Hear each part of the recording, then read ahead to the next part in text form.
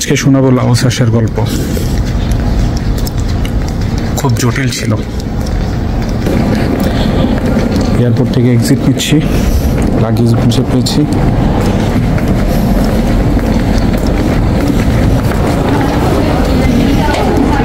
আসসালামু আলাইকুম, visa market বিডির পক্ষ থেকে আপনাদের সবাইকে স্বাগতম জানাচ্ছি। সম্প্রতি আমি একটি গুরুত্বপূর্ণ আন্তর্জাতিক সফর শেষ করে এসেছি, যেখানে লাওসের ভ্রমণের পাশাপাশি সেখানে একটি চায়না কোম্পানিতে বেশ কিছু কর্মী প্রেরণের জন্য একটি সফলভাবে চুক্তি সম্পন্ন করা হয়েছে। আপনারা জানেন যে ভিসা মার্কেট বিডি বরাবরই তাদের কাজগুলো খুবই দক্ষতা সহকারে করে আসে। যেমন আমরা ইতিপূর্বে Armenia, Kazakhstan, Kyrgyzstan, Uzbekistan, China, Mongolia বিভিন্ন দেশে আমরা সরাসরি নিজেরা গিয়ে তারপরে কোম্পানির সাথে চুক্তিবদ্ধ হয়ে কাজগুলো করি এবং এটাই আমাদের কাজের প্যাটার্ন। তো আজকে লাওস সম্পর্কে আপনাদেরকে কিছু ধারণা আমরা দিব।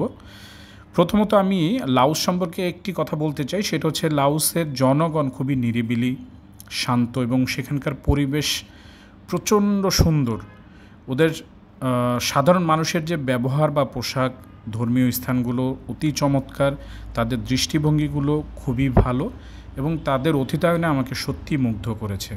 এবং লাওসে যাওয়ার আমার সবচেয়ে বড় কারণ যেটি ছিল সেটা হচ্ছে যে লাওসে আমরা একটি কোম্পানির সাথে 100 জন দক্ষ এবং অদক্ষ কর্মীর প্রেরণের জন্য যে চুক্তিবদ্ধটি আমাদের হওয়ার কথা ছিল সেটি সফলভাবে সম্পূর্ণ করে তারপর আমি বাংলাদেশে এসেছি।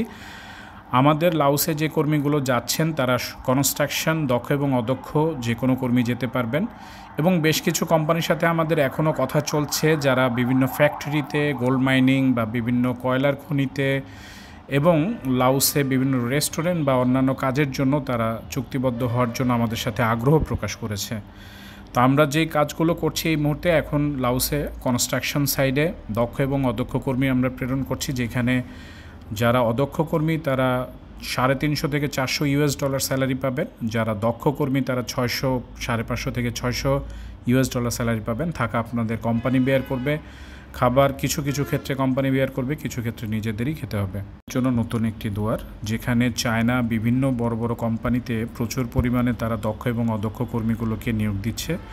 এই মুহূর্তে তাদের যেই বড় বড় প্রজেক্টগুলো চালু হয়েছে সেটিতে আমরা বাংলাদেশিরা যদি পজিটিভভাবে কাজ করতে পারি তাহলে বেশ কিছু কর্মী আমরা সেখানে সফলভাবে নিয়োগ দিতে পারবো এবং নতুন একটি কর্মসংস্থান আমাদের জন্য তৈরি হবে।